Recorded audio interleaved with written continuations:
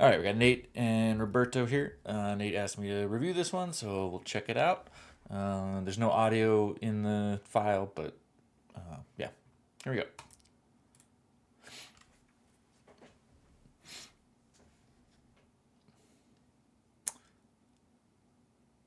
Working on your grips.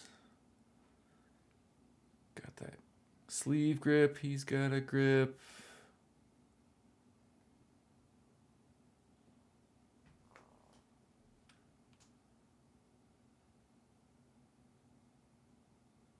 You've got good head position there, but your posture's really down low. And one thing I was noticing is like right in like here, you could be using your head and your forehead to get that wrestler position. And you were a wrestler, so you know this, right? Drive it, make him look the other way with your head, right? Give you more opportunities potentially. But yeah, you get tired of that BS, so you pull guard, right? So you've got two sleeve grips, good feet on the hips, bicep. Okay, so now you're in a good collar and sleeve. Good. Foot on the hip, bicep, brilliant. His posture's broken, right? You should be ready to rock and roll more or less.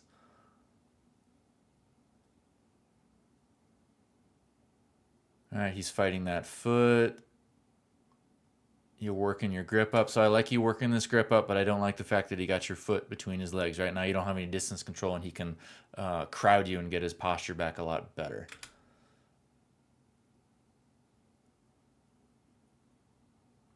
So if you can, yeah, try to extract this foot. Of course, he's not just going to let you do that now. I have to try to take him overhead. Nice. It kind of resets the position.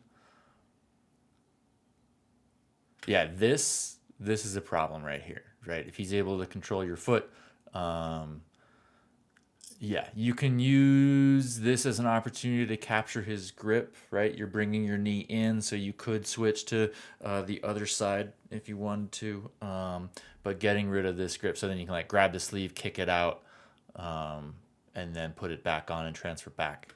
Good option there. Right, yeah, right now, right? So you've got his sleeve. He's controlling both of your ankles. He's past your knees. This is looking pretty dire. Right, he could have just toriandoed and pushed in further, even though you've got these grips. Yep, which is kind of there. You catch it there with that little butterfly hook.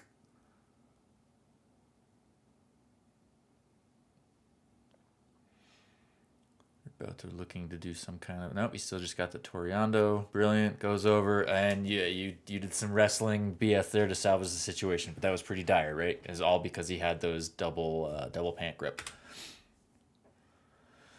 You go straight into an over under.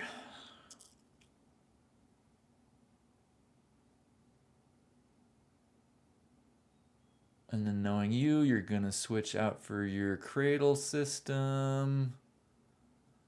Yep, here it comes. Yep. Going into that weave pass ish. Upper body control.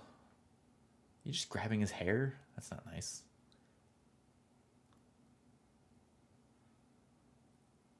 You get around the legs. You set up your cradle. You recapture the leg. Nice. Good job, Roberto. You're not trying to grab his head here.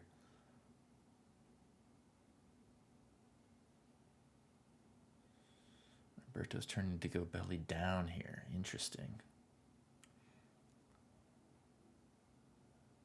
So it looks like you're a little bit like you're like you want this and you want it really bad, but a lot of jiu-jitsu is right sensing when the other opportunities are available. So right here, he's basically showing you his back, from what I can tell. So if you windshield wiper this foot over, control his leg here, then you can easily transfer onto his back by just sliding this knee over here. Switch your seatbelt grip, boom, you're there. So just keep an eye out for those options.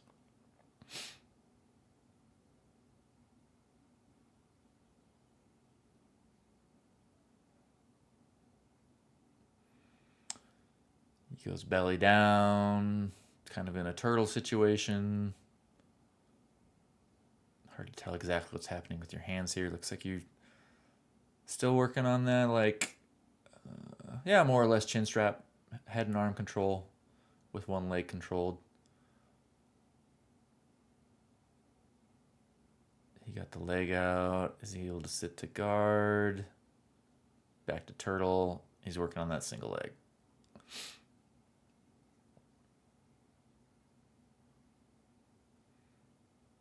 Yeah, Roberto, if you just pushed him over here, just tackle. Because he can't post over here, so you just blow him over here. He might be able to post up a little bit with that leg, but you should have momentum on your side. All right, and now we're back into a pure front headlock.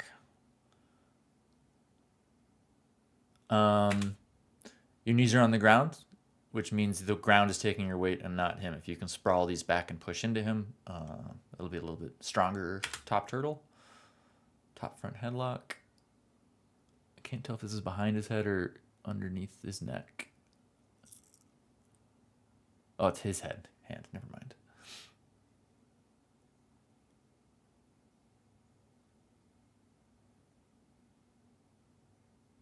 Interesting. So it looks like you're doing, like you're setting up for an anaconda. All right, this arm's through. I'm presuming you're grabbing your own bicep on the other side, but then you don't roll underneath for the anaconda.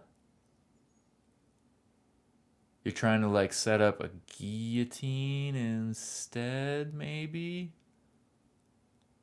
And he's able to pop out, right? So if you were going for the anaconda there,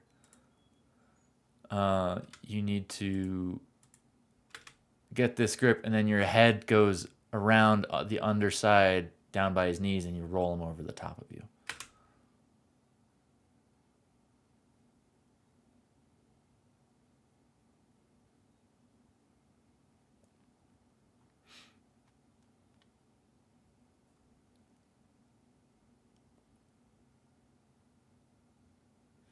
He resets. Now he's in top half guard.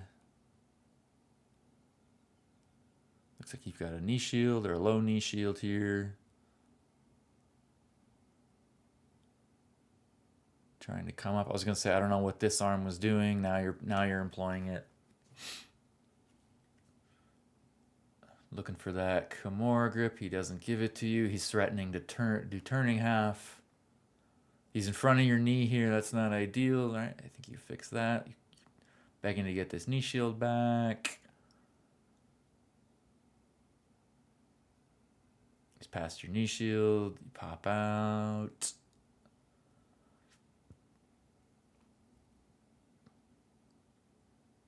Into reverse De La Hiva.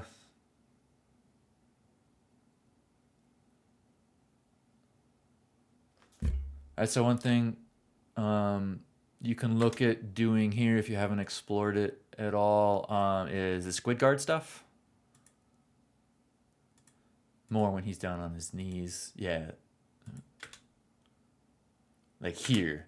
You sit up, you put your elbow like towards the top of his spine, you grab his belt, you push his face down, and you're facing his hips. That's squid guard, right? Where you still got this half guard hook. Bunch of stuff you can do from there. He's reaching back, trying to find that crossface. Yeah, get you flat. He's got his head behind your arm. If he can keep pressure on there, that's not good for you. Get this arm, yeah, back around in front. He does it for you. He's working on his own Kimura. Nice. Nice, Roberto. Lops up the Kimura. Roll through.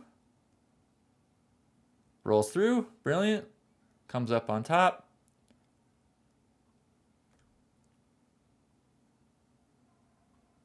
Roberto, what I'd want to see from you there is go to Earl Grey. Don't be behind him. If you can, yeah, sit on his head, keep him on his side. It's going to be a lot easier to finish that stuff. Oh, and the time runs out. So yeah, overall pretty solid. You know, a couple options where you were so locked into what you were doing that you didn't necessarily see what else was around. I understand if you're working on that position, you want to see it more than you want to like get into it and work on it. But yeah, and then the kind of grip fighting in the beginning. Where was it? It was like you had